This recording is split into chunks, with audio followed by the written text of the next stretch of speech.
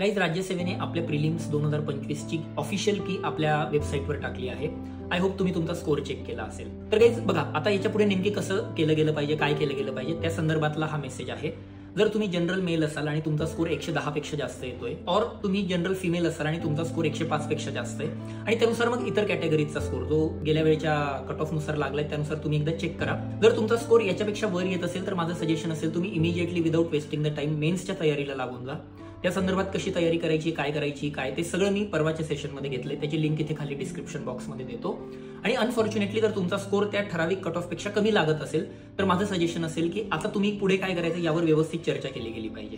जर तुम्ही 2026चा अटेम्प्ट देत असाल तर मग आता यावर कसं पुढे प्रोसीड करायचं या संदर्भातचं सेशन मी उद्या कंडक्ट करणार आहे. तुम्ही युपीएससी ऍस्पिरंट असाल आणि आता एमपीएससी देतायत आणि मग दोघांची सांगड कशी घालायची, किंवा तुम्ही फक्त कोर एमपीएससी ऍस्पिरंट असाल तर मग आन्सर रायटिंग आणि प्रिलिम कसं सोबत जाऊ द्यायचं, किंवा एमपीएससी करत असताना ग्रुप बी आणि ग्रुप सी हे कसं चालू द्यायचं, तर या सर्वांवर डिटेलमध्ये चर्चा करण्यासाठी मी उद्या एक सेशन तुमच्यासाठी घेऊन येत आहे. तर ते सेशन नक्की बघा. त्यामधून तुमचे बरेचसे डाऊट्स क्लिअर होतील आणि त्यानुसार मग 2026च्या अटेम्प्टची रूपरेषा आणि रणनीती यावरून आपल्याला ठरवायची. सो भेटू उद्या सेशनमध्ये. All the best guys, take care, bye bye, see you.